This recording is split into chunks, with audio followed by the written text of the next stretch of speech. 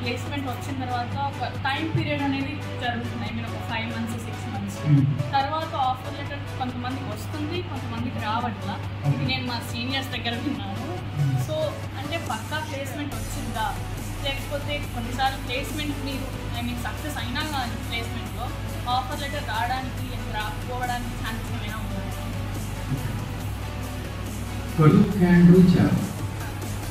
అది ఎవరైనా కావచ్చు, చేయాల్సిందే. అటువంటి పరిస్థితులు మీకు కనిపిస్తున్నాయా లేదా? కనిపిస్తున్నాయా? షూర్. గుడ్. లాస్ట్ అండ్ ఫైనల్గా మీ పేరెంట్స్ ఏం ఆలోచిస్తారు కదా? వాళ్ళ దగ్గర డబ్బులు ఎక్కువై మనం చదివిట్లేదండి. వాళ్ళ దగ్గర డబ్బులు ఎక్కువై చదివిట్లేదు. వాళ్ళ మనసులో ఏముంటుందంటే భవిష్యత్తులో నేను ఉన్నా లేకపోయినా నా కూతురు నా తల్లి తిరిగి చూడకూడదు. ఇది అర్థం కావాలి. అయితే ఎందుకు చదివిస్తున్నాడు? భవిష్యత్తులో నేను ఉండొచ్చు లేకపోవచ్చు, నా కూతురు నా తల్లి తిరిగి చూడకూడదు. దీనికి చాలా మీనింగ్ ఉంటుంది. అర్థమైందా? ఎక్స్ప్లెయిన్ చేయనా? I think you can understand why, because you are not kids. That ప్రతి తల్లిదండ్రులు అనుకుంటారు, ప్రతి తల్లిదండ్రులు అనుకునేది అదే. లేకుంటే వాళ్ళకున్న ఆస్తి మీ ఇద్దరిని డిపాజిట్ చేస్తే మీ లైఫ్ గడిచిపోదు, తెలుసా? కానీ సరిపోదు. కానీ ఎలా బతకాలో నేర్పాలి, ఎలా లీడ్ చేయాలో తెలియాలి, సొసైటీ ఎలా బతకాలి, ఎలా ఉండాలి, ఎలా మాట్లాడాలి, ఎలా సర్వే అవ్వాలి చెప్పాలి. Got it my mind? I think you can understand guys.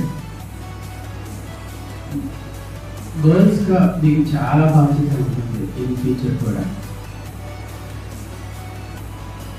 Job చేయడం వల్ల పేషెన్సీ వస్తుంది, ఓపిక వస్తుంది. జాబ్ చేయడం వల్ల ఏమొస్తుంది?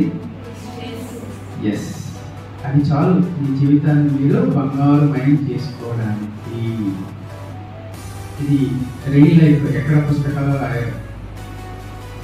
మీరు ఈ 2 years 3 years బిఫోర్ మ్యారేజ్ అయ్యేంత వరకు కూడా జాబ్ చేయడం వలన మీ ఇంటిని మీ భవిష్యత్తుని చక్కదిద్దుకోగల స్థితి మీకు వస్తుంది. ఇది నిజం. అర్థమవుతా మీకు? ఎందుకు జాబ్ చేసేటప్పుడు మన ఆఫీస్ ఉంటుంది, ఆఫీస్లో డిఫరెంట్ మెంటాలిటీస్ ఉంటాయి. జాబ్ చేసినట్టు వచ్చి అమౌంట్ని ఎలా ఖర్చు పెట్టుకోవాలి, ఎట్లా సొసైటీలో ఉన్నాయి, జాబ్ చేస్తే కష్టం ఉంటుంది, అన్నీ తెలుస్తాయి. గాయం విలువ తెలుస్తుంది. పెట్టుకోండి, ఏం తెలుస్తుంది? ఎస్, మీ అందరికి కూడా గాయం విలువ తెలుస్తుంది. అప్పుడు చాలా ఓపిక, చాలా ఆలోచన, కొన్ని పద్ధతులు అన్నీ వస్తాయి. నెక్స్ట్ మీ లైఫ్ మీరు ఒక డిసిప్లిన్డ్గా మీ పిల్లల్ని కానీ చక్కగా చూసుకోవడానికి అవకాశం ఉంటుంది. So that is power of placement. ఇందుకు చేయాలి జాబ్. నువ్వేంటో ప్రూవ్ చేసుకోవడానికి కావాలి ప్లేస్మెంట్. సో ఇది that's why you have to participate. అయితే అయిపోయింది ప్లేస్మెంట్ గురించి ఇంట్రడక్షన్. నెక్స్ట్ ఏంటంటే ఇప్పటి వరకు గతం గత, పాస్ట్ ఈజ్ పాస్ట్ అనుకొని ఇప్పటి వరకు మనం ఏం నేర్చుకున్నాం, ఏం నేర్చుకోలేదు అనేది పక్కన పెట్టేసి రైట్ నౌ ఏం నేర్చుకోవాలో చెప్తాను, ఎలా ఉండాలో చెప్తాను, మీ దగ్గర ఏం ఉండాలో చెప్తాను. ఇవన్నీ మీరు సిద్ధంగా ఉండాలి. రైట్ నౌ ఫైనల్ ఇయర్ కాబట్టి వెపన్స్తో రెడీగా ఉండాలి. యుద్ధానికి వెళ్ళబోయే సైనికులు మీరు ఏ క్షణమైనా వారు ఇన్విటేషన్ రావచ్చు. You have to ready to go. ఇప్పటి నుంచి మీరే ఇక్కడ ఏం నేర్చుకున్నారు, ఇది చేశారు తప్ప నేను చెప్పను. ఇప్పటి నుంచి ఎలా ఉండాలో చెప్తాను, ఏం నేర్చుకోవాలో చెప్తాను. But before going to classification అసలు ప్లేస్మెంట్స్ మీద మీకేనా డౌట్స్ ఉన్నాయా, అనుమానాలు, అపోహలు ఏమైనా ఉంటే చెప్పండి. మాట్లాడతాం.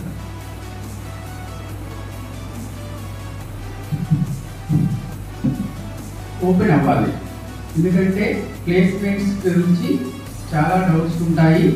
ఆ డౌట్స్ క్లారిఫై అయిపోయిన తర్వాత మనం ముందుకెళ్తే అర్థమవుతుంటుంది మీకు ప్రాసెస్. ఓకేనా?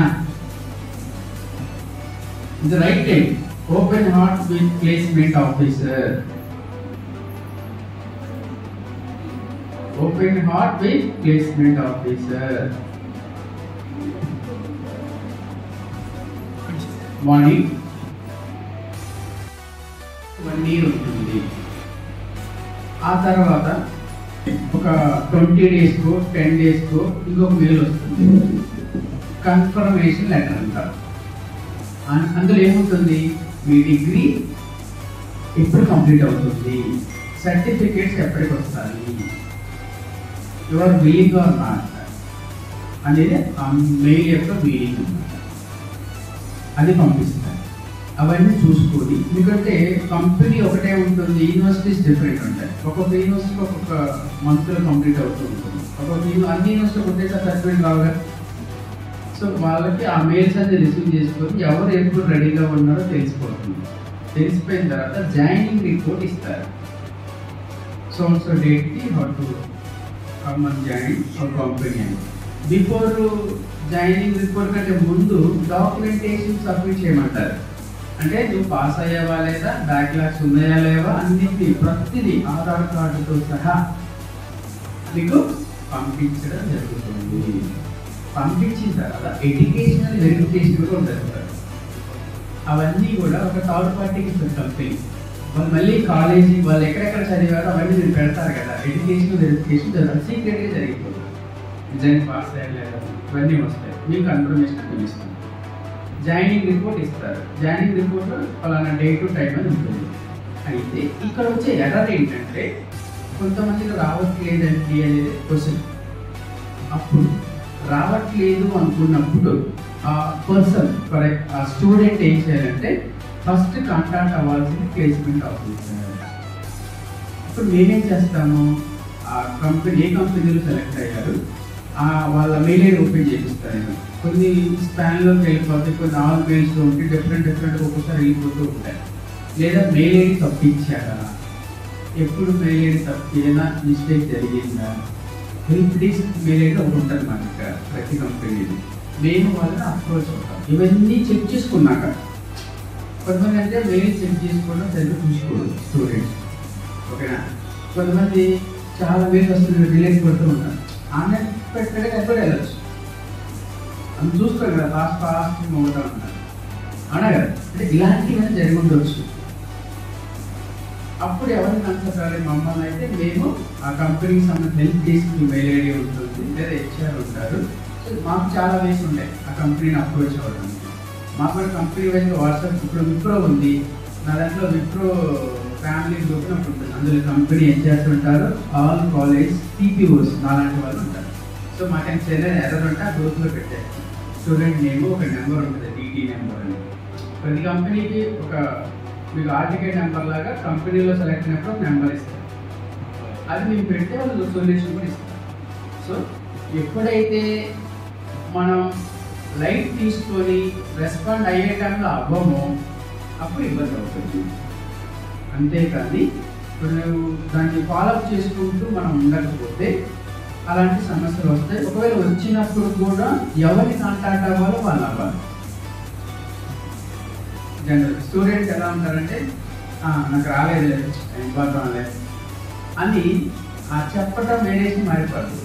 నాకు రాలేదంటే సింపుల్, రాలేదండి అంటే వదిలేస్తారు. దాన్ని ఎందుకు సీరియస్గా తీసుకోరు స్టూడెంట్ అంటే వాళ్ళకి అందులో జాయిన్ అయ్యే ఇంట్రెస్ట్ లేకపోవచ్చు. నీకు నిజంగా ఉంటే మన ఇంట్లో మన అక్కయ్యకో చెల్లెలకో తమ్ముడికో బ్రదర్కో ఏదైనా రూపాయి ఎగస్ట్రా ఇచ్చి మనకి తక్కువ ఇస్తే రంగరంగం చెయ్య అంటే తెలిస్తే చేయమా, నాకు వచ్చి ట్రాన్స్ఫర్ లెటర్ నీకు రాలేదు, నువ్వేం చేస్తావు? అప్పుడు ఇవ్వండి నాకు వచ్చిందని ఎవరికి కావాలి, నన్ను కలవాలి. అప్పుడు నేను చెక్ చేస్తాను ఎందుకు రాలేదు, ఈ సైడ్ నుంచి ఏదైనా మెయిల్స్ ఇష్యూస్ ఉన్నాయా, టెక్నికల్ ఇష్యూస్ ఉన్నాయా, ఈ మెయిల్ స్టోరేజ్ అయిపోయిందా, నువ్వు పాస్వర్డ్ మర్చిపోయావు. అర్థమవుతుందా? నేను ప్రతిసారి ఇలాగే మీటింగ్ పెడతాను, ఏమేమి కావాలో చెప్తాను. బట్ ఒకసారి last year before last year hostel అమ్మాయి దగ్గర కూర్చొని విప్రోకి రిజిస్ట్రేషన్ చేపిస్తున్నాను. మెయిల్ ఐడి ఓపెన్ చేయాలి, ఒక లింక్ ఇస్తారు కంపెనీ లింక్, అందులోకి వెళ్ళిన తర్వాత మళ్ళీ మెయిల్ ఐడి ఓపెన్ చేసి మెయిల్ ఐడిలో నుంచి మెయిల్ ఐడికి ఓటీపీ వస్తుంది, అది తీసుకోవాలి. కంపెనీస్ ఎప్పుడు కూడా ఫస్ట్ ప్రిఫరెన్స్ మెయిల్ ఐడీస్కే ఇస్తారు, importance through community only mail. Open చేసేటప్పుడు మెయిల్ ఐడి కొట్టేది, పాస్వర్డ్ వాళ్ళకి తెలియదు, వాళ్ళ అన్నకు తెలుసు అంట. పాస్వర్డ్ ఎవరికి తెలుసు, వాళ్ళ అన్నకి ఫోన్ చేసి నాకు తెలిసి నేను ఆఫీస్లో బిజీగా ఉన్నాను.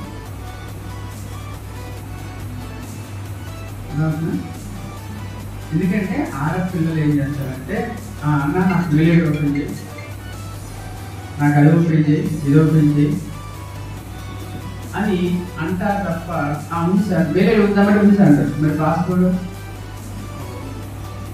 వాట్సాప్ అంటే రోజు ఓపెన్ చేస్తాం, గుర్తుంటుంది. ఫేస్బుక్ అంటే ఓపెన్ చేస్తాం, డిఫాల్ట్గా అది సేవ్ అయి ఉంటుంది. మరి మెయిల్ ఐడి ఎప్పుడు వాడతాం మనం, ఇప్పుడు వాడతాం. మన ఫోను మెయిల్ ఐడి ఒకటి ఉంటుంది, అది లేకుండా వాట్సాప్ ఏంది రాదు కదా. మెయిల్ ఐడి లేకుండా ఫోన్ అనేది యాక్టివేషన్ అవుతుందా, అవ్వదు. అది అందరికీ తెలుసు. ఎంతమందికి ఇక్కడ కూర్చున్న వాళ్ళకి మెయిల్ ఐడి పాస్వర్డ్ తెలుసు?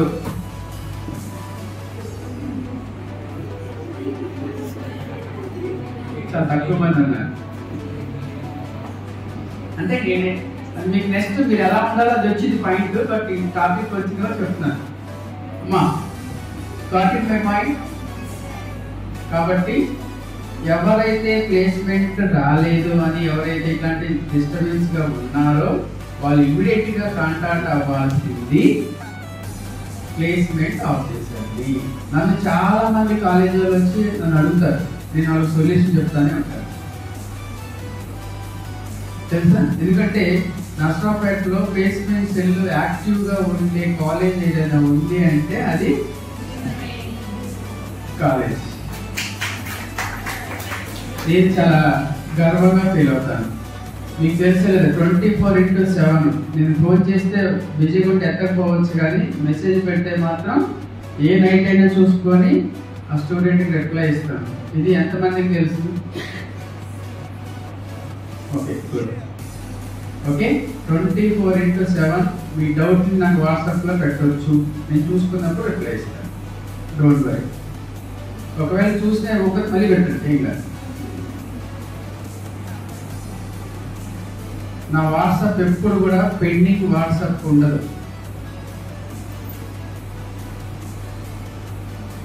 క్లియర్ అంటే ఇక్కడ డౌట్ క్లియర్ అయిందా నీకు? ఎవరిని కలవాలో వాళ్ళని కలవాలి, అప్పుడు ప్రాబ్లం క్లియర్ అవుతుంది. కానీ పిల్లలు ఏంటంటే వెళ్ళాం కదా, రాలేదు కూడా వెళ్ళలేదు, ఇది బయటికి చేస్తుంది. సో అలాంటి వాళ్ళు కూడా ఉంటారు, తెలియక వాళ్ళకి అవేర్నెస్ లేక, అంతే తప్ప ప్లేస్మెంట్లో ఎలాంటిది ఉండదు. ఇది నిజం. దెన్ ఇది క్లియర్. ఇంకా డౌట్స్ ఉన్నా? మైక్ కొంచెం దగ్గరగా పెట్టుకోమాట్లాడండి. మైక్ దగ్గరగా పెట్టుకోమాట్లాడండి. మీకు ఈ అప్రూవల్ ఏవైతే ఉంటాయో ప్లేస్మెంట్స్ మీద, అవి క్లియర్ అయితేనే నెక్స్ట్ వెళ్ళిపోతాం. It's better to come here. Why like sit come? మనం రేపొద్దు జాబ్ చేయడానికి వెళ్ళేవాళ్ళం, అక్కడే నిలబడి మాట్లాడగలిగారు. రావాలి, ప్లీజ్ ప్లీజ్ ప్లీజ్ మా don't make a noise, don't shout and don't make a noise. Please understand my words. Good morning, sir. Good morning. My name is Venkatramma. I am from Rupakotla. Sir, ఇప్పుడు మనకి placement వచ్చింది. Placement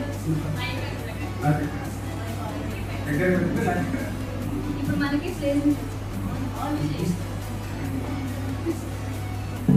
ఈ question తెలుసో లేదో, నాకు ఇక్కడ podium దగ్గర నిలబడి మాత్రం చాలా ఇష్టం. ఇక్కడ స్టైల్గా నిలబడచ్చు, ఇక్కడ నిలబడతాం కాబట్టి భయం ఉండదు.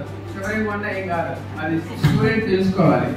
పోడియంని ఎలా వాడాలంటే స్పీచ్ ఇవ్వడానికి చాలా బెస్ట్, నేర్చుకోవడానికి బెస్ట్గా ఉంటుంది.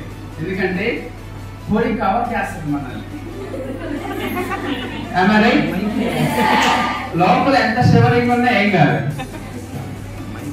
ఓకేనా?